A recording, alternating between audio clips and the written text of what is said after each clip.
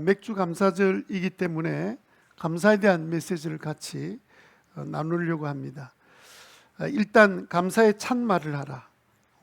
일단 감사의 참말을 하라. 시작. 실제적인 설교 주제는 뭐냐면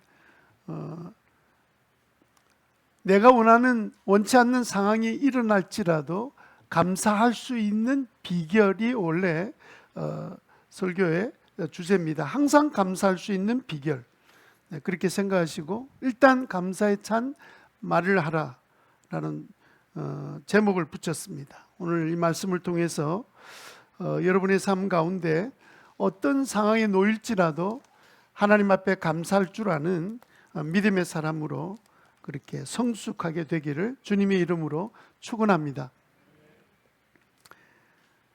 어떤 기업에서 임원들을 대상으로 요즘은 섬김의 리더십이라고 훈련하는 과정들이 있습니다. 이제는 임원들도 아래 직원들과 세상 사람들을 섬겨야 되는 것이 진정한 지도자다, 이런 세미나들이 있는데요. 리더십 훈련을 하는 중에 강의가 끝나고 워크숍을 하게 되었습니다. 워크숍을 인도할 때 여러분의 가정이 잘 돼야 되기 때문에, 그래서 여러분들이 오늘 배운 대로 각자 자기 아내에게 문자를 보내겠습니다. 문자 내용은 이렇습니다 하고 일러주었습니다.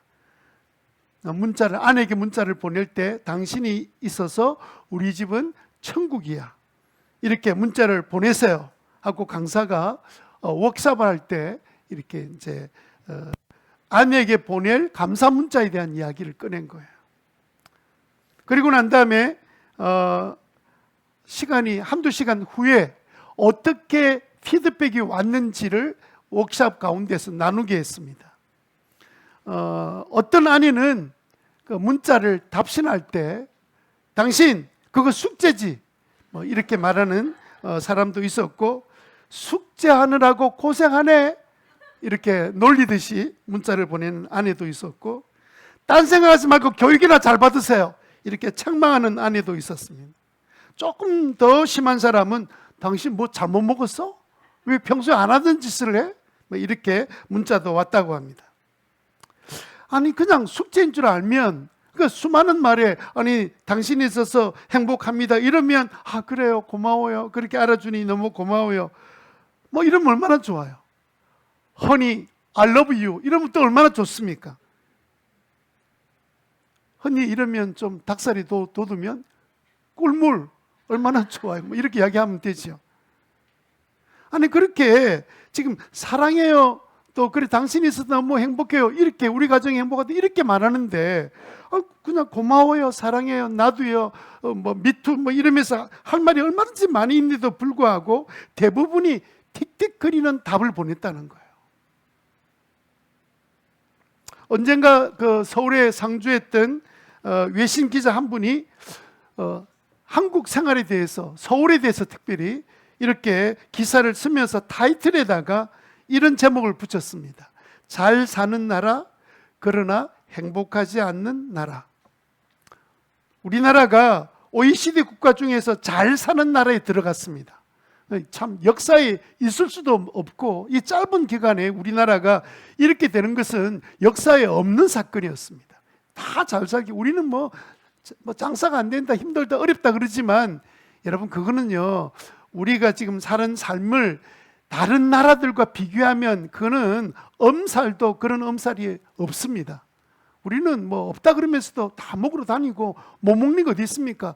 미국 사람도요, 좀 괜찮은 음식을 사 먹으려면요 예산을 정하고 작정해야 갈 수 있어요. 근데 우리는 안 가서 그렇지, 마음 먹으면 좋은 뷔페 얼마든지 갈 수 있잖아요.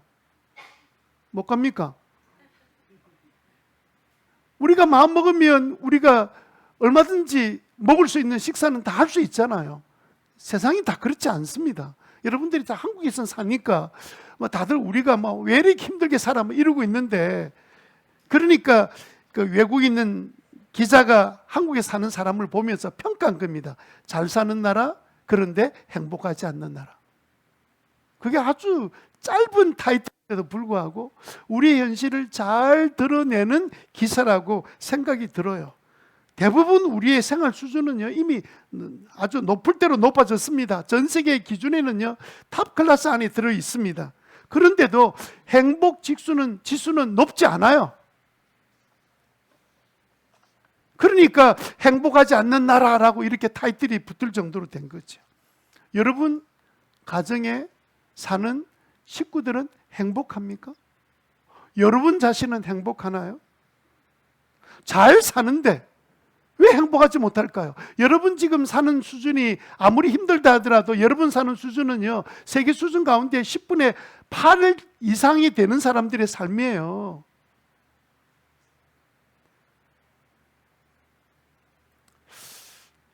이분의 이야기로 말하면 결론이 뭐냐면, 서로에게 감사하는 마음이 없으면 행복하지 않다는 거예요. 감사하는 마음이 없기 때문에 행복할 만한 그런 여건을 가지고 있는데도 불구하고 늘 불행하다고 산다는 거죠. 행복이란 것은 뭐냐? 감사하는 삶의 열매라고 보는 거예요. 감사하는 사람이 행복하다는 겁니다.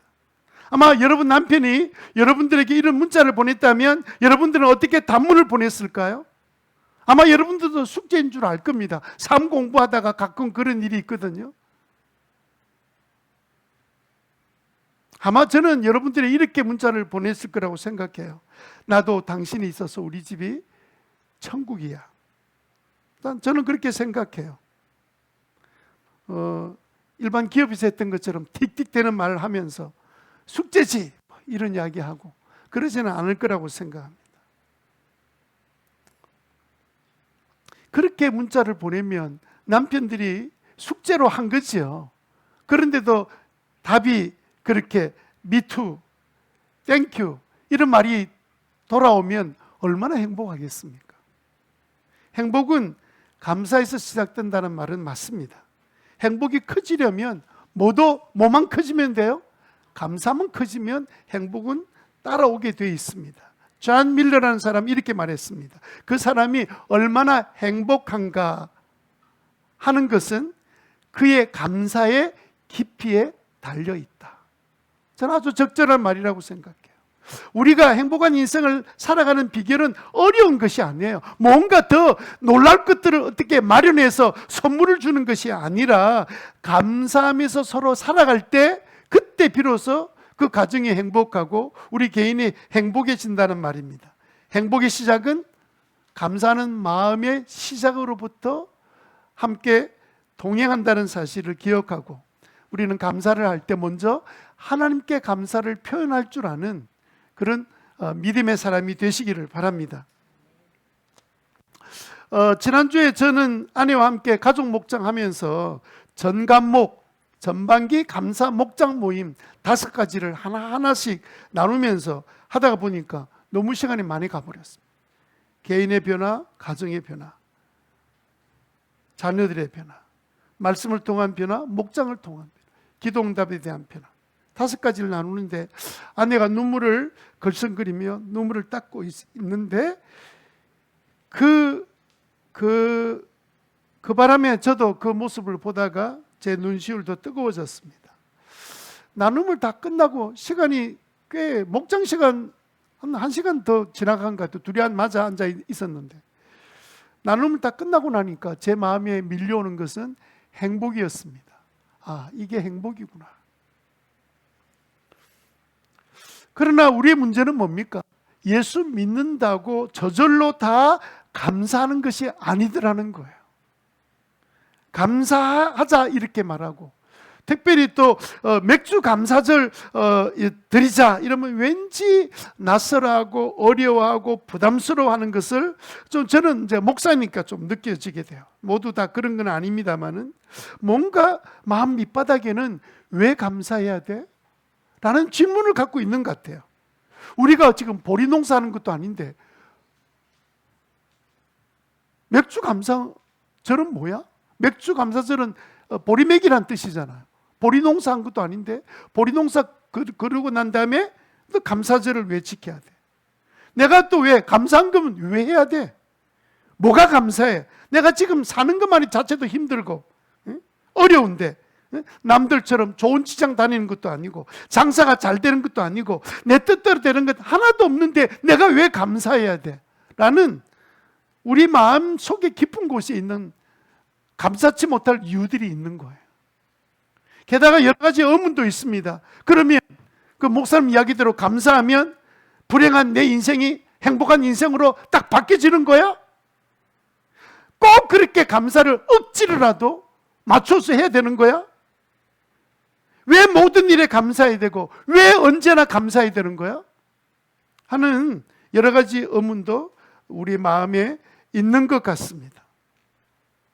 여러분, 사실 감사가 내 몸에 습관이 안 되는 사람은 모든 일에 언제나 감사가 안 됩니다.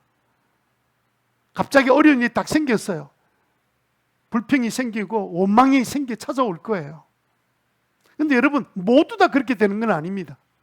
오히려 어려움을 딱 만났을 때 감사하는 사람도 있기 때문에 그렇습니다.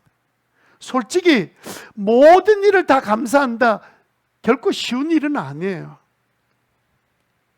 물론 대부분 사람들은 좋은 일, 내가 원하는 일, 기뻐할 만한 그런 일이 생기면 감사하다 이렇게 말을 하고 또 기뻐할 거예요.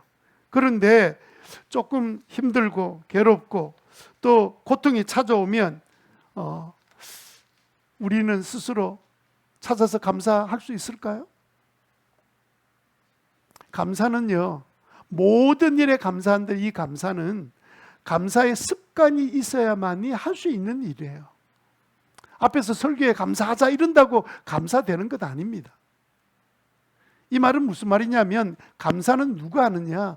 감사하는 사람이 하는 거예요. 내가 지금 어려운 중에도 감사할 수 있다? 이미 나는 어느 정도 감사의 사람이 되어 있기 때문에 가능한 일입니다. 입만 열면 불평하는 것, 비난하는 것 얼마든지 할 수 있습니다. 그거 어려운 일 아니에요. 그러나 감사하는 것은 아무나 하는 일이 아니에요. 그래서 유대인들이 뭐라고 말하느냐면 감사합니다라는 말이 혀에 붙기 전까지는 아이들한테 아무것도 가르치지 마십시오. 그렇게 그들은 교육합니다. 감사가 입에서 나오지 않는 아이들은 가르치면 가르칠수록 점점 감사와 멀어지는 인생이 되고 결코 좋은 인생이 될 수 없습니다. 라는 것이 그들의 교훈인데, 이게 어디서 나왔냐면요, 성경에 나온 말씀들이에요. 여러분, 출애굽기 34장 22절 한번 보실래요? 34장 22절 같이 한번 읽어보겠습니다. 시작. 너희는 밀을 처음 거둘 때에는 77절을 지키고 한 해가 끝날 때에는 수장절을 지켜야 한다. 77절이 맥추의 초실절, 보리농사하고 처음 거둔 것들을 하나님께 드린다는 뜻입니다. 그러니까 이 구절은 무슨 말이냐면, 우리로 말하면 우리는 밀농사 안 하잖아요. 그럼에도 불구하고 하나님께서는 절기를 만드실 때 모든 절기는 1년에 한 번밖에 없어요. 그런데도 오늘 이 구절에 보면 처음 밀을 거둘 때는 맥추절을 지키고 한 해가 끝날 때는 수장절, 우리로 말하면 추수감사절을 지켜라 라고 두 번의 감사절을 만들어 놓으셨어요. 왜? 모든 절기는 한 번인데 감사절은 왜 두 번을 지키도록 주님께서 명령하셨을까요? 저는 다른 데 있다고 생각하지 않아요. 여러분, 우리는 감사절 하면 예배 시간에 한 번 예배 드리면 감사하지만 유대인들은 그렇게 감사절 지킨 게 아닙니다. 이건 하나의 큰 행사였어요. 가서 밭에 가서 거두어 드려야 되죠. 타작하고 거두은 것들을 또 담아다가 가서 또 드리는 전에 올라가서 그 제물을 또 드려야 되고, 또 제사를 드릴 때는 그 제물을 불에 태워서 드리고, 간단한 일이 아니에요.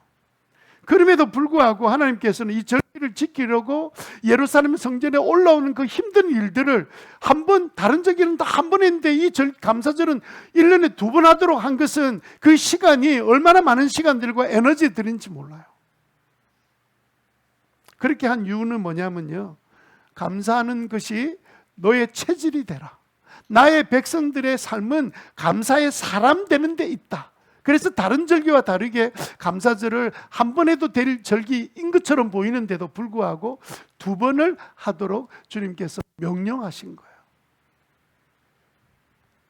바울도 언제나 모든 일에 감사하라고 권합니다. 모든 일, 모든 일이란 말은 좋은 일, 나쁜 일 다 포함한 말이에요. 내가 원하지 않는 상황, 내가 원하는 사랑, 어떤 상황이 벌어진다 할지라도 항상 언제든지 주님 앞에 나갈 때마다 감사하는 마음을 갖는 사람이 되라. 그래서 여러분, 주님 앞에 나올 때마다 감사하는 것이 저희 집안의 전통입니다. 주일날 나가면 빈손으로 나온 적이 한 번도 없어요. 매주마다 주 앞에 나오면 감사의 이유들을 찾아서 늘 감사하는 것을 습관으로 여기고 왔었습니다. 왜요? 주님은 우리를 어떤 사람 만들기를 원하시냐면 늘 감사하는 삶을 사는 사람 만들기를 원하시기 때문에 그렇습니다. 그래서 바울이 오늘 보면 20절에 모든 일에 언제나 우리 주 예수 그리스도의 이름으로 하나님 아버지께 감사를 드리십시오. 그렇게 말씀하고 있는 거예요. 그런데 여러분, 이 말을 감사라고 말하는 그는 지금 어디에 살고 있습니까? 높은 빌딩에 가장 좋은 테라스를 갖고 있는 제일 높은 층에서 지금 아파트에 살고 있습니까? 지금은요, 처참한 감옥에 들어가 살고 있는 그가 예수 그리스도 때문에 옥에 갇혀서 그 당시에 2000년 전의 감옥이라는 것은 형편없는 곳입니다. 그런 곳에 있는 사도 바울이 뭐라고 말합니까? 감옥 밖에 있는 에베소 교인들을 향해서 여러분들은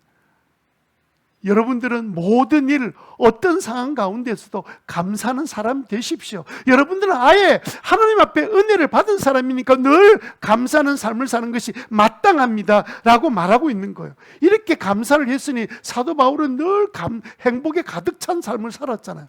사도 바울이 주를 위해서 고난당한다고 그냥 마음이 상해가지고 하나님 왜 나는 맨날 이런 어려움을 당해요, 이런 말한 걸 들어본 적이 있습니까? 그는요, 수도 없는 어려움을 만나도 늘 하나님을 찬양하고 감사하는 삶을 살았습니다. 얼마나 행복했을까요? 그의 삶이 얼마나 당당했으면 여러분들은 나를 본받으십시오 이렇게 말했을까요?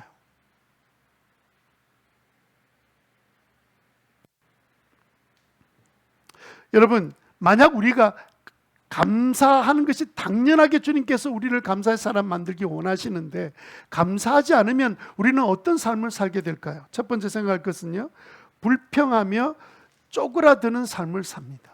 불평하며 쪼그라드는 삶을 삽니다. 이게 무슨 말이에요? 갈수록 불행해진다는 거예요. 계속 불행이 반복된다는 거, 더 갈수록 심각한 상태에 이르게 된다는 뜻입니다. 4절의 말씀에 보면 더러운 말과 어리석은 말과 상스러운 농담은 여러분에게 어울리지 않습니다. 지금 에베소 교인들에게 하는 말입니다. 그러니까 그들이 얼마나 상스러운 말, 불평하는 말, 원망하고 비판적이고 이런 말이 입에서 가득했겠습니까? 그들에게 말합니다. 여러분, 그런 말들은 여러분에게 어울리지 않아요. 여러분들이 좀 똑똑하다고 그렇지 연약한 사람 보면 비난하고 비평하는 것, 그거 여러분에게 해당되거나 여러분들에게 적합한 말이 아닙니다. 여러분들이 해당되고 적합한 말은 뭐예요?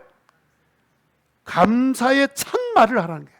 감사에 가득 찬 말을 하라는 거예요. 여러분들은 그런 은혜를 입은 사람이고 여러분은 하나님의 자녀들이기 때문입니다 라고 그렇게 말하고 있지 않습니까? 왜 감사하지 않으면 불평하게 되고 쪼그라드는 삶을 살게 될까요? 감사가 나오지 않으면요, 자동적으로 불평이 나오기 때문에 그렇습니다. 그래서 여러분, 불평이 나오는 이유가 뭐냐면요, 그 근원적인 이유는요, 불평할 만한 환경 때문이 아니고 그는 감사하는 사람이 아니기 때문에 불평이 나오는 거예요. 그래서 여러분, 어떨 때 보면 남이 잘됐다 이런 말 들어도 툭 튀어나오는 말이 아이고 뭐 얼마나 잘났다고. 아니, 남이 잘됐다는 말하고 나하고 어려운 상황이 아무것도 관계없잖아요. 그런데도 감사 안 하는 사람은요, 남이 잘됐다는 말 그 하나도 제대로 받아 넘기지 못하는 거. 아이고 축하해, 박수 쳐야지, 이렇게 안 된다는 거예요. 왜요? 불평의 상황이 아닌데도 불구하고 마음이 감사로 찬 사람이 아닌 감사의 사람이 아니기 때문에 그런 거예요. 주님은요, 우리를 하나님의 자녀로 불러놓고 어떤 자녀 되기 원하냐면, 하나님은 은혜 하나님이시기 때문에 당신의 자녀가 다 감사의 사람이 되기를 원하고, 감사의 사람이 되면 자동적으로 뭐가 따라와요? 행복이 따라오니까 행복한 자녀 되기를 원하는데 우리는 돈 계산하고 있는 거예요. 맥주 감사도 또 헌금해야 돼? 왜 교회는 자꾸 뭐 헌금하란 말을 해요? 제가 무슨 헌금말을 자주 합니까? 그런데 성경에 보면 헌금하란 말을 굉장히 많이 해놨어요. 왜요? 내가 너희들의 감사하는 모습을 보고 나는 너에게 넘치는 복을 주려고 준비되어 있다. 그렇게 말씀하고 계시는 거예요.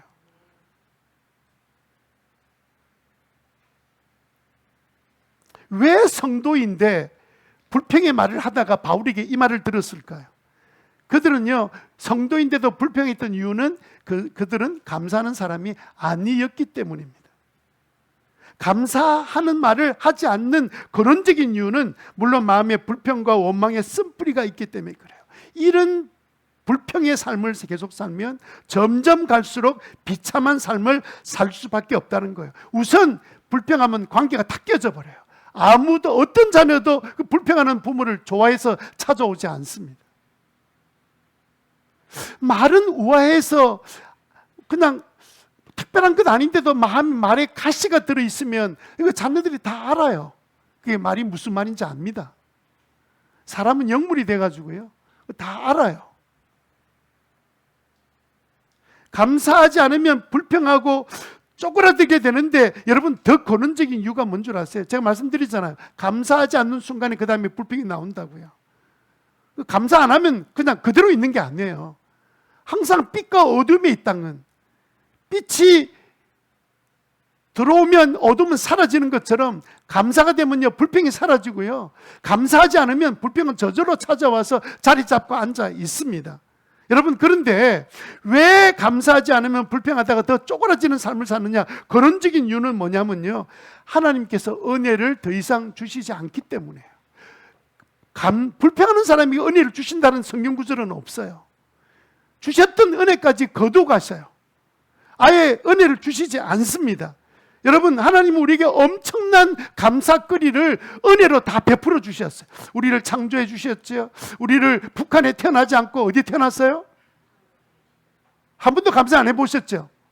하여튼 북한에 가서 살아보셔야 돼요. 한번 북한에 살다가 내려오신 분 한번 초청해가지고 강의를 한번 특강을 한번 들어보면요, 제가 몇 차례로 그분들 했던 간증했던 크리스찬도 있기 때문에 들어보면요, 우리는 여기에서 그냥 뭐 살아있는 자체가 그냥 행복이에요. 우리를 지금 남한에 태어나게 해주셨잖아요.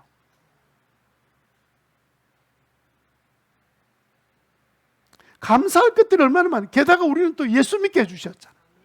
하나님 자녀 만들어주셨잖아요. 우리에게는 전혀 실패란 게 없거든요.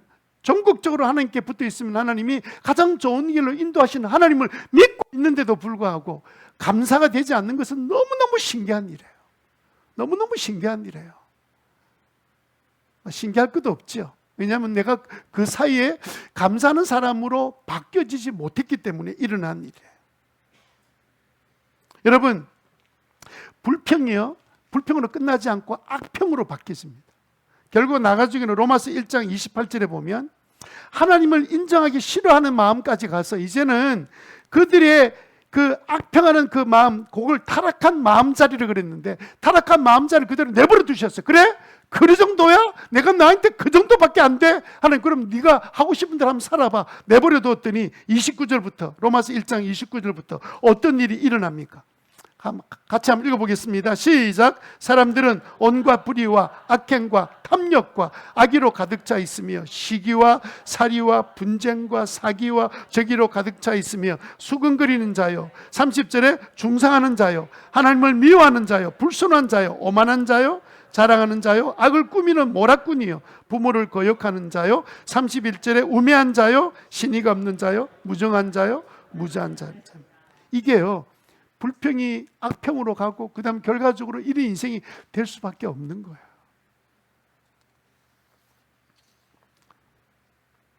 그런데 우리는 아무도 입만 열면 불평해서 갈수록 쪼그라드는 삶을 사는 사람, 대개 그런 삶을 살기를 원하는 사람 여기 한 사람도 없습니다. 얼마나 감사한 일이에요. 그러면 우리가 불평할 수밖에 없는 상황이 벌어지고 내가 원하지 않는 사건이 벌어지게 된 그 순간에도 우리는 어떻게 하면 감사하는 사람이 될 수 있을까요? 두 번째 우리가 생각할 것은요, 일단 그냥 입만 열면 감사 스위치를 켜야 돼요. 뭘 켜야 된다고요? 감사 스위치를 켜야 돼요. 입만 열면, 입이 열면 불평이 나오거나 감사 둘 중에 하나거든요. 둘 중에 하나, 입만 딱 열면 우리는 무조건 감사 스위치 켜요. 여러분들 방에 들어가면 무조건 뭐부터 켭니까? 불부터 켜잖아요. 그 여러분들 스위치를 앞으로 오늘부터 이제 방에 들어가 스위치 켜는 순간마다 나는 감사 스위치도 동시에 켜야 돼. 그렇게 여러분 생각하셔야 돼. 그러면 어둠, 방 안에 있는 어둠은 다 사라지잖아요. 예? 그래서 아무리 어두운 방이라 할지라도 스위치만 켜면 대낮처럼 밝아지게 돼.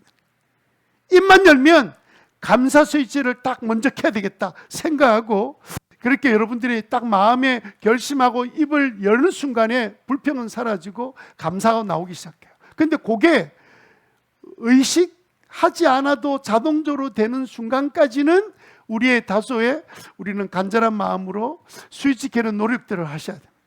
어느 순간에 이제는 어떤 일이 생겨도 바울처럼 감사하는.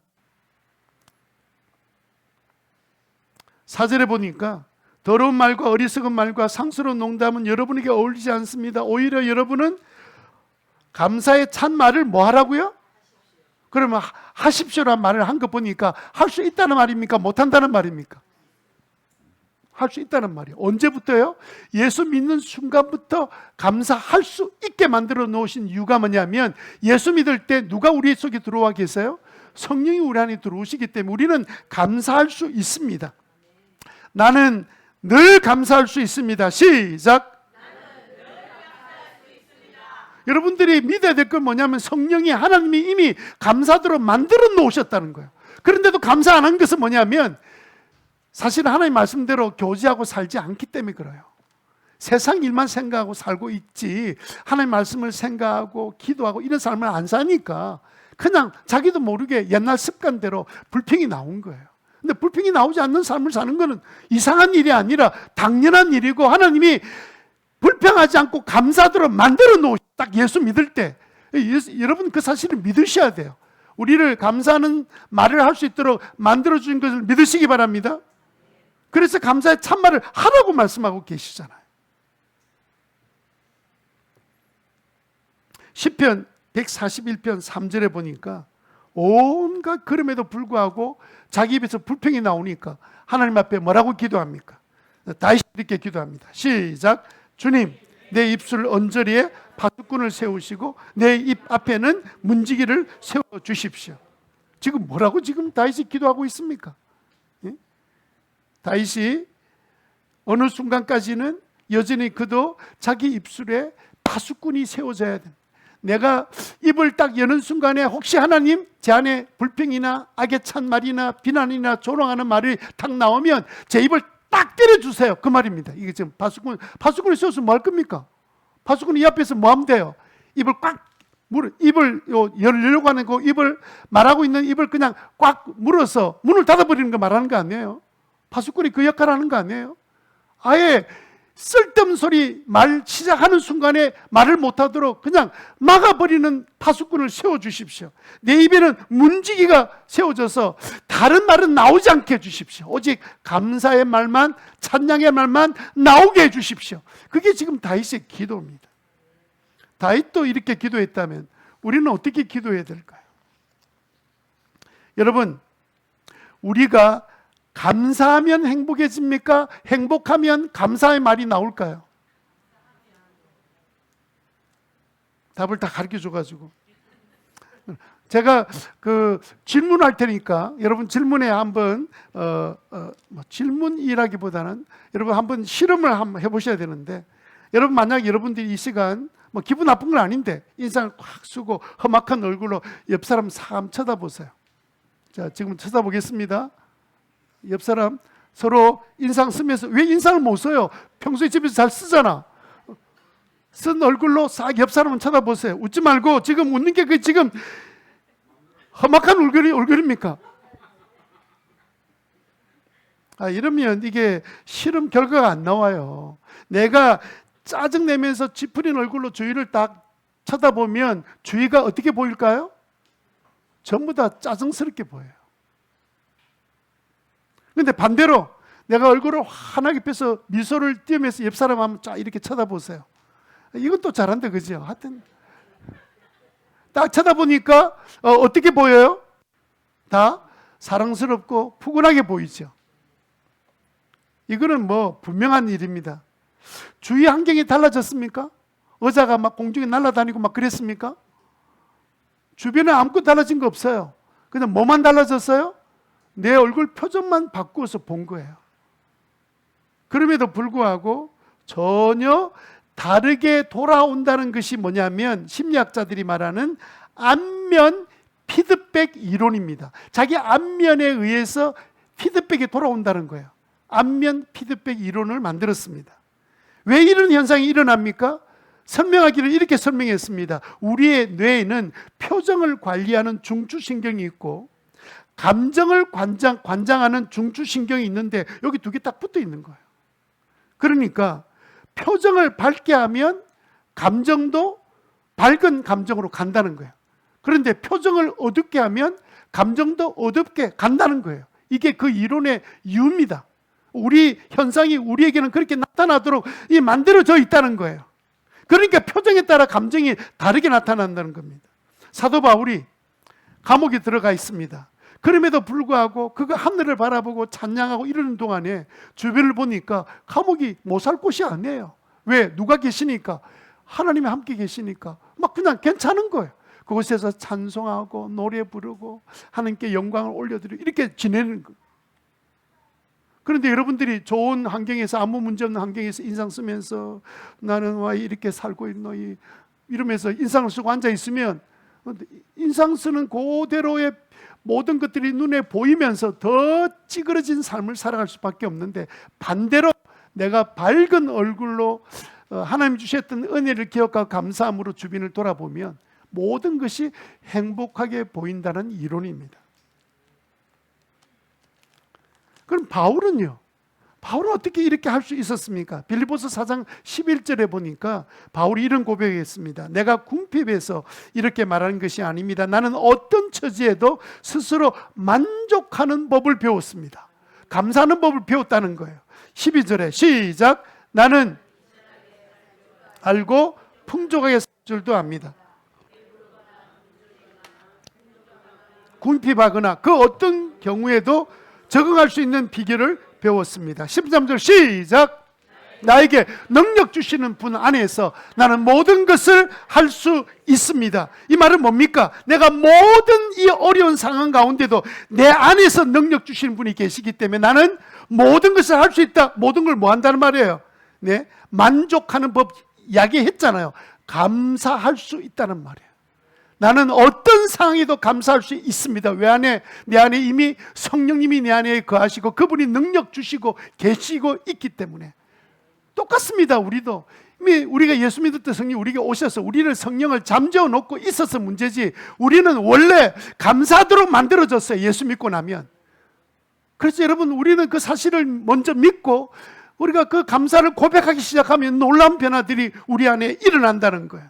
한번 따라합시다. 나는 어떤 상황 속에서도 감사할 수 있습니다. 아멘. 비천할 때도, 예? 배고플 때도, 부족할 때도, 감옥에 갇혀 있을 때도 나는 자족하는, 감사하는 법을 배웠습니다. 왜냐하면 내 안에 능력 있는 분이 그분이 나를 붙들고 있기 때문에 나는 그 능력의 사람이 되었습니다. 능력의 사람이 됐다는 거예요.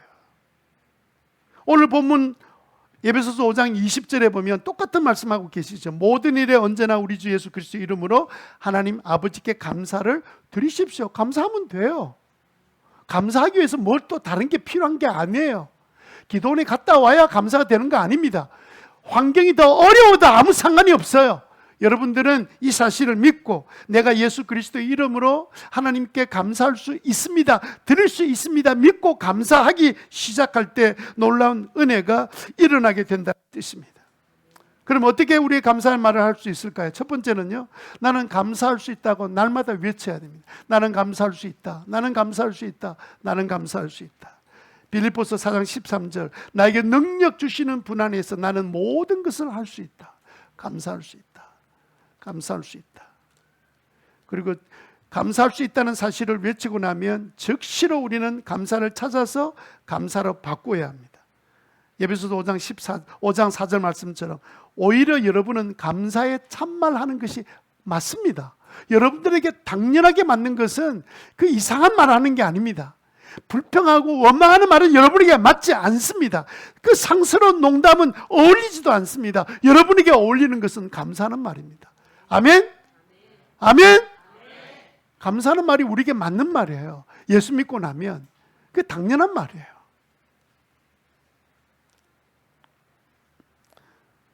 세 번째는요, 감사를 계속 우리가 훈련하려면 혼자 하지 말고 함께 감사하라는 거예요. 어떻게 해요? 감사 일기를 쓰면서, 두 번째는 감사 일기를 쓰면, 두 번째는 목장 톡에다가 감사를 3가지씩 올리는, 매일 감사거리를 3가지씩 올리는 일을 해나가면 혼자 있는 게 아니죠. 그러면 또 다른 목원들은 오, 예, 할렐루야, 아멘 이렇게 해서 그냥 댓글을 격려하면서 계속 감사거리를 나누는 목장은요, 절대로 인상 쓰거나 믿음 없는 생각을 가질 수가 없어요. 왜? 능력이 나타나고 있잖아요. 여러분, 그 사람이 능력이 있는지 없는지는 뭘 보고 알냐면요, 불평하냐 감사하냐 그거 보면 다 알아요. 그냥 감사하는 능력을 나타내는 거에 불과한 거예요. 이미 우리 안에 능력이 계시는데 감사하고, 내가 어떤 상황에도 감사하고. 그래서 여러분, 가족 감사 톡도 만들어 가지고 가족도 감사하고, 멀리 떨어져 있으니까 감사하고, 우리 자녀들은 이렇게 뭐 무슨 일로 감사합니다 이렇게 감사나 아니면 무슨 일 어디 갑니다 이러면 막 당장 막 그림이 올라가고 막 이렇게 난리구슬 하는데 제일 안 하는 사람이 접니다. 바쁘다는 핑계 대고 필요한 말만 자꾸 하는 습관이 돼가지고. 여러분, 세 번째로, 입을 열 때마다 감사 스위치를 켜면 어떤 일이 일어날까요? 세 번째, 갈수록 행복이 가득한 삶을 삽니다. 이게 결과예요.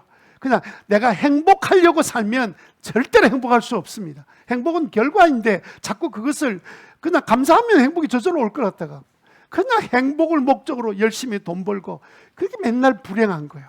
여러분, 그런 사람, 불행 안 한 사람이 한두 사람인 줄 압니까? 불행한 사람이. 그게 잘못된 목표예요. 감사하기로 결정하면 행복해질 일을, 모든 말을 감사로 바꾸면 행복이 가득 찬 삶을 산다는 말은 뭐냐면 계속해서 감사가 일상화되고 습관이 되거든. 나도 이제 감사의 사람이 점점 변해돼 가니까, 감사하는 말을 하는 사람에는요, 사랑과 믿음이 자라도록 성경은 약속되어 있습니다. 데살로니가후서 1장 3절에 이런 말씀이 나와요. 같이 한번 읽겠습니다. 시작. 형제자매 여러분, 우리는 여러분을 두고 언제나 하나님께 감사를 드릴 수밖에 없습니다. 그렇게 하는 것이 마땅한 일이니 그것은 여러분의 믿음이 크게 자라고 여러분 모두가 각자 서로에게 베푼 사랑이 더욱 풍성해 가고 있기 때문입니다. 이게요, 믿음이 자라고 사랑이 풍성해지니까 감사가 되지만, 이게 감사 없이 믿음이 자라고 사랑이 어떻게 풍성해져요? 그러니까 감사하는 사람은 믿음과 사랑이 자랄 수밖에 없는 거예요. 그래서 여러분, 우리가 말할 때 얼마나 주의해야 될지 몰라요. 나는 지금 이게 하나님 믿고 그 능력의 말씀에 따라서 내가 감사하고 있나? 왜 감사가 습관이 된 사람은 갈수록 행복이 가득한 삶을 살게 될까요? 왜냐하면 하나님께서 감사하는 자에게 복을 주신다고 약속하셨기 때문에 그렇습니다. 그래서 맥주절 지키는 것, 추수감사를 지키는 것, 감사의 예물을 드린 자에게 내가 축복하겠다고 말씀하셨어요. 출애굽기 23장 25절에 너희는 주 너희 하나님 나만을 섬겨야 한다. 그러면 내가 너희에게 복을 내려서 빵과 물을 주겠고, 광야에서도 빵과 물을 주겠고. 어디 광야에서 빵과 물이 나옵니까? 너희 가운데 질병을 없애겠고. 주님께서 우리를 복을 내려주시는데 필요의 모든 것들을 채워주신다고 말씀하신 거예요. 여러분, 역대기하 1장을 보면 솔로몬이 역사상 가장 부귀와 영광의 왕이 되었던 그 이유를 설명할 때 그 이유를 감사라고 말합니다. 그런요, 하나님 앞에 나와서 두 가지를 감사했습니다. 아버지 다윗에게 베푸신 하나님의 은혜가 너무 큽니다. 그리고 두 번째로 저 같은 첫째 장남도 제 같은 제에게 왕으로 세워지는 그 은혜를 베풀어 준 것이 너무 감사합니다. 그래서 감사했습니다. 감사하면서 자기의 부족함을 알잖아요. 감사하는 사람 자기 부족을 알거든요. 뭐라고 이야기합니까? 제 지혜 가지고는 백성들을 재판할 능력이 제게 없습니다. 하나님 제게 지혜와 지식을 주십시오. 그랬더니 하나님께서 얼마나 기뻐하셨는지 그에게 구하지도 않았던 부와 재물과 영광을 주셨습니다. 역대기 하 1장 12절에 보니까 이런 말씀이 나와 있습니다. 내가 지혜와 지식을 너에게 줄 뿐 아니라 부와 재물과 영화도 주겠다. 이런 왕은 네 앞에도 없었고 네 뒤에도 다시는 없을 것이다. 그럼 뭘 주셨다는 거예요? 최고의 복을 주셨다는 거예요. 여러분, 감사하는 자에게는 하나님께서 넘치는 은혜를 주신다는 사실을 믿고 현재 좀 어렵고 힘들다고 좌절하지 말고 늘 감사하며 하나님 바라보는 믿음의 사람 되어서 하나님 주시는 축복을 누리는 저와 여러분 되시기를 바랍니다. 에베소서 5장 4절, 24절, 20절 요 사이에 많은 말씀이 있습니다. 그 중에 한 가지만 말씀하고 넘어가겠습니다. 그 바로 5장 4절 다음에 5절 말씀입니다. 여러분은 이것을 확실히 알아두십시오. 음행하는 자나 행실이 더러운 자나 탐욕을 부리는 자, 우상 숭배자여서 그리스도와 하나님 나라를 상속받을 몫이 없습니다. 이 말을 4절과 5절을 이어 말하면 감사하는 자는 그리스도와 하나님 나라를 상속받을 수 있습니다. 그렇게 구절이 돼요. 감사함으로 그리스도와 하나님 나라를 상속받는 여러분 되시기를 주님 이름으로 축원합니다. 자, 여러분들은 감사할 수 있어요? 감사할 수 없어요? 감사할 수 있죠. 누가 여러분 안에 계세요? 성령이 이미 능력을 주셨어요. 예수 믿고 나면 첫 번째 주신 그 능력이 성령의 능력입니다. 그분이 우리 안에서 이미 자리를 잡고 내가 너 안에, 너가 내 안에 이렇게 말씀하셨어요. 이제 우리는 능력 가운데 사는 사람이에요. 그걸 선포하고 감사하기로 작정하면 되는 일을 그냥 내 힘으로 나는 감사해야지 이런다고 감사가 되는 거 아니에요. 성령의 능력이 계시니까 그분 인정하고 고백하고 살아갈 때 놀라운 일들이 여러분의 삶 가운데 일어나게 될 줄 믿으시기를 주님 이름으로 축원합니다. 여러분 리더스 다이제스트 책 읽는 분이 계신지 모르겠는데 그 책에 보면 척 윌러드라는 사람의 간증이 나와 있습니다. 이분은요 태어날 때부터 척추에 이상이 생겨서 의사가 그 진단할 때 뭐라고 말했냐면 이 아이는 20살까지만 밖에는 살 수 없습니다. 그렇게 이야기를 했습니다. 그게 척의 어머니가 딱 그 소리 듣고 얼마나 충격받았겠습니까? 그럼에도 불구하고 이 어머니는 대단한 신앙을 갖고 있는 분이었습니다. 그 어머니가 그 의사에게 뭐라고 말했냐면 선생님은 저를 잘 모르시네요. 두고 보세요. 이 아이가 어떻게 사는지. 그리고는 아이를 키우면서 다른 것보다 계속 하나님께 감사를 가르쳤습니다. 감사를 가르쳐라. 수도 없이 들었던 이야기가 루즈벨트 이야기였습니다. 역사상 가장 위대한 대통령 중에 한 사람 루즈벨트는 휠체어에 앉아서 전쟁을 지휘했단다. 나라를 다스린 사람이란다. 그는 이미 장애자로 삶을 살고 있지만 그는 역사의 위대한 인물로 쓰임받은 사람이야. 너는 그 사람과 똑같은 사람일 뿐이야. 이러면서 계속해서 너는 조금 더 꿀릴 것도 없고 늘 하나님 앞에 감사하고 살아라 이렇게 가르쳤습니다. 얼마나 그렇게 가르쳤는지 이 아이가 나중에 자라면서 어떤 생각을 하게 됐냐면 그래 내가 휠체어 타고 다니는 거나 다른 사람 안경 쓰는 거나 똑같이 다 똑같은 거야. 나는 큰 휠체어 바퀴를 타고 있고 다른 사람은 작은 동그란 두 개를 난 두 개를 타고 있는 거와 똑같아. 바퀴도 두 개, 이것도 안경알도 두 개. 이렇게 아이가 생각할 정도로 그냥 항상 하나님께서 주셨던 아주 밝은 생각을 가지고 살 수 있는 아들이 되었습니다. 물론 사춘기 지날 때 힘들었겠죠. 왜 위기가 없었겠습니까? 어떨 때는 우울증에 걸릴 정도로 힘들었을 때마다 어머니는 계속 교육을 시켰답니다. 처가 불행한 사람은 자기가 가지지 못한 것만 바라보면서 신세 타령하지만 행복한 사람은 자기 가진 것에서 만족하면서 감사한단다. 그래서 행복해진단다. 너 주변에 감사한 일만 찾아라. 그냥 불행한 것을 찾아야 되는 게 아니라 감사할 것을 찾아봐라.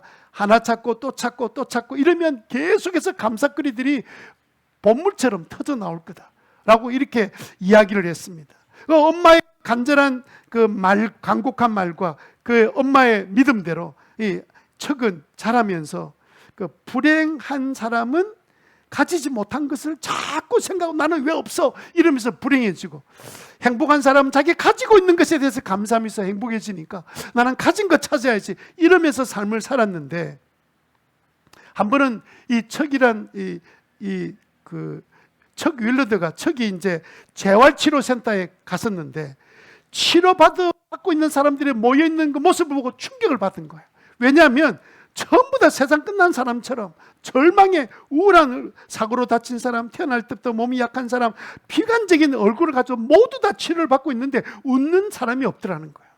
그 모습을 보면서 아, 엄마 말씀이 맞구나. 저 사람들은 자기가 갖지 못한 것 가지고 생각하니까 저렇게 불행하게 저렇게 인상을 쓰고 있는데 나는 가진 것이 너무 많아. 나중에 그가 어떤 인생을 살았을까요? 그 책에 의하면 대학 다닐 때는요, 휠체어 농구팀 주장을 했고요. 그 졸업하고 난 다음에 지역신문에 기자 생활을 하고 케이블 스포츠의 PD까지 하고 금융회사의 영업부장을 거쳐서 대형 매점의 사장이 되었습니다. 의사는 20살 밖에는 살지 못한다 이렇게 말했는데 결혼해서 자식 놓고 대형 매점의 대형 슈퍼마켓의 사장까지 되는 완전히 다른 삶을 살았습니다. 만약 똑같이 의사 말을 듣고 비관하고 절망하고 불행해하고 나는 왜 없어 이러면서 살았다면 아마 20살 되기 전에 죽은지도 모르죠.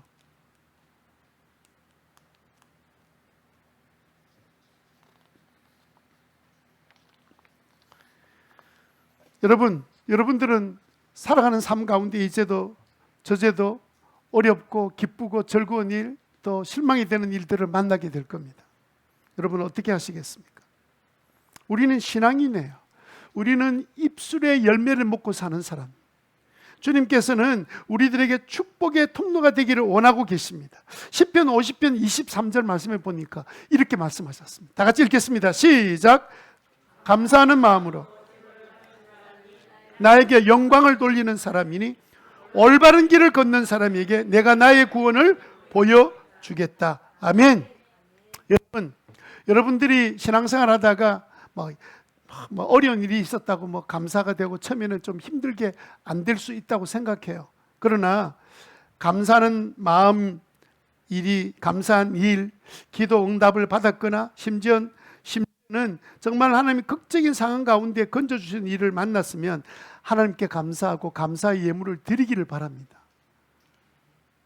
감사의 예물을 드려야 여러분들이 진짜 진심으로 하나님 앞에 감사한 거예요. 여러분 사람을 찾아갈 때, 고마운 사람 찾아갈 때 그냥 입으로 가서 감사합니다, 너무 감사해서 나 자나깨나 감사하고 죽어도 감사하고 여한이 없이 감사합니다 이러고 그냥 돌아옵니까? 하나님께서 우리에게 요구하셨어요. 감사의 예물 드리는 사람이 되라 이렇게 말씀하셨어요. 왜요? 진짜 감사하는 사람이 되게 만드시기 위해서 그런 거예요. 여러분들이 잠자리 들기 전에 딱 3가지 감사하고 주무시기 바랍니다.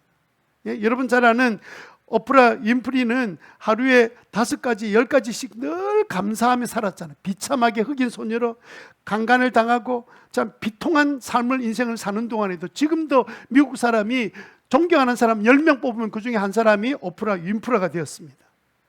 왜요? 그는 늘 감사하는 삶을 산 거예요. 감사하면서. 근데 여러분 자리에 누워서 유튜브 보면서 잠자리 들지 말고 자리에 누워서 감사를 해보세요. 오늘 하나님께서 나에게 주신 삶이 뭔지 감사해 보세요.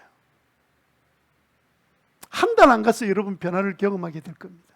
한 달 안 돼서 여러분의 삶이 나는 이제는 감사의 사람이 되고 있는 것 같아, 그렇게 여러분 느끼면서 행복해지게 될 거예요. 감사는 은혜가 여러분 가운데 있어서 자녀들한테도 감사를 가르치고 학원을 10개 공부시키는 것보다는 감사 제도로 하나 가르쳐서 이 인생을 살아갈 때 감사가 넘치는 인생이 살면 그보다 더 아주 소중하고 자원이 되는 것이 어디 있겠습니까? 예? 세상이 전부 다 어두운데 늘 모든 일에 감사하고 살면 어떻게 가는 곳마다 가는 곳마다 쓰임받지 못하는 인생이 되겠습니까? 쓰임받게 되죠. 인정받는 사람이 되죠. 그런 삶을 살기로 여러분이 결정하고 믿음으로 살아가는 저와 여러분 되시기를 주님 이름으로 축원합니다. 미국의 데보라 노빌이라는 여성 앵커가 책을 썼습니다. 감사란 책을 썼는데 여성 앵커가 그 책에서 자기가 경험한 이야기를 한 가지 했습니다. 그게 뭐냐면 이제 뉴욕에 가서 이제 인터뷰를 해야 되고 하는 방송 일을 위해서 이제 가야 되는데 그 공항에 이제 체크인 하려고 보니까 사람들이 쫙 서 있는 거예요. 그런데 뭐 소리가 웅성웅성해요. 그래서 이제 그 순서를 기다리는 보니까 어떤 사람 앞에서 갑자기 기체 고장이 되어서 취소되었다고 환불하고 있는 거예요. 그러니까 막 사람들이 막 소리를 내고 이제 난리가 났습니다. 근데 이분은 원래 감사하는 것이 늘 몸에 익숙한 사람이 되어서 자기 차례가 되었을 때 그 일하고 있는 직원에게 이렇게 말했습니다. 신속하게 대처해 주셔서 고맙습니다. 만약에 비행기가 뜨고 난 다음에 지체 고장을 발견하게 되면 큰 사고라도 생길 뻔했는데 미리 발견해서 대처를 해 주셔서 얼마나 감사한지 모릅니다. 고맙습니다. 하고 가더라는 거예요. 그러니까 지금까지 막 사람들이 시달려가지고 막 파김치가 되다시피 했던 이 직원이 그 이야기를 듣고는 아이고 선생님처럼 이렇게 말씀하신 분 처음입니다. 이렇게 이야기하더라는 거예요. 그래서 이제는 수속 취소를 다 하고 이제 가방을 끌고 이제 다른 항공사 알아보려고 막 이제 자리를 옮기고 있는데 조금 있으니까 한 사람이 막 달려오더라는 거예요. 막 또 쫓아오더니 보니까 조금 전에 말했던 그 직원인데 그 직원이 쫓아오면서 하는 말이 우리 직원들의 그 항공사 직원 몇 명이 개인 비행기로 예약을 해놓고 뉴욕 근처에 비행장으로 가게 돼 있는데 혹시 개인 비행기 자리가 하나 있어서 선생님 가실 수 있습니다. 가시겠습니까? 그렇게 이야기하더라는 거예요. 그런데 그 순간에 막 기가 번쩍 뜨이긴 했었지만 앵커이기 때문에 그런 앵커 되는 사람이 개인 비행기를 타고 갔다가 또 나중에 구설수에 오를 수 있기 때문에 말은 하지 못하고 제가 너무 고마운데 제가 저쪽 항공사에 가서 좌석을 한번 찾아보겠습니다. 그랬더니 가서 없으면 저한테 좀 연락을 주세요 하고 이제 전화번호를 남겼습니다. 그래서 이제 다른 이제 항공사에 찾아가서 이제 뉴욕 가는 비행기 빨리 가야 되는데 표가 있겠습니까? 그랬더니 거기도 자리가 없는 거예요. 자리가 없으니까 근데 이 데보라 노빌이 오늘 뭐 되는 일이 없네 이렇게 보통 사람 말하잖아요. 근데 이분이 뭐라고 말했냐면 아이고 막 여기까지 온다고 운동 참 잘했네. 운동 참 잘했네요. 근데 그분 들으라고 이야기한 건지 모르겠는데 근데 그러고는 이제 자리에서 뜨니까 이 직원이 보니까 찾아와서 표 없으면 그렇게 말하는 사람이 없는데 뭐 다리 운동 잘했네요 하고 이제 가니까 그리고 이제 다리에 앉아가지고 이제 막 급하게 왔으니까 다리도 아프고 여자들도 하이힐 신고 뛰어보세요. 얼마나 다리 아픕니까? 그 남자들 잘 모르죠. 나도 잘 몰라요. 다리 아파서 다리를 주물고 있는데 조금 있어 보니까 그 직원이 막 오더라는 거예요. 그 손님 그 공개된 건 아니지만 다른 비행기 좌석이 하나 있는 걸 알고 있는데 타겠습니까? 그렇게 이야기하더라고요. 아이고 고맙지요. 그런 게 어디 있습니까? 저는 당장 타겠습니다. 그래가지고는 이제 갑자기 다른 이제 남아 있는 걸 자기들은 잘 알고 있으니까 그 말이 너무 이제 감동을 받았던 직원이 이제 비행기에서 갔더니 저 비행기 제일 안쪽에 화장실 바로 입구 쪽에 있는 거기에 자리가 하나 비어 있는 거예요.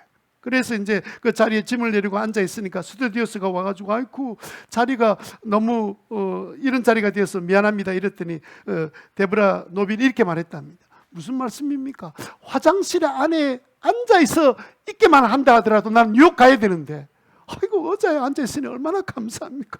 이러면서 이제 의자 놓고 이제 앉아서 자기 생각해 봤대요. 자기가 작가이기도 하니까 참 비행기가 완전히 취소돼 가지고 뉴욕에 갈 수도 없고 아우성을 치고 있는데 나는 한 번도 아니고 두 번이나 자리를 주겠다고 사람이 쫓아오고 이게 우연이 된 것 아닌데 정말 감사하다. 정말 감사하다. 그래서 너무 감사한 거예요. 자기는 이제 시간 맞춰서 이제 뉴욕에 도착할 수 있으니까 얼마나 감사합니다. 이러고 있는데 스튜디오스가 쫓아오더니 기회 되면서 하는 말이 손님 저 1등석 자리가 하나 비어 있는데 말하지 말고 조용히 가방 들고 저를 따라오세요.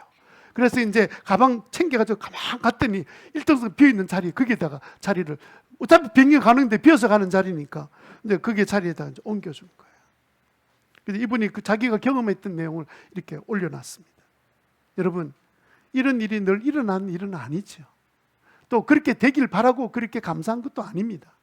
감사하는 사람 되니까 그런 복도 주어지게 된 거예요. 여러분, 감사하기로 다시 한 번 더 마음에 다짐하고 그렇게 살았으면 좋겠습니다.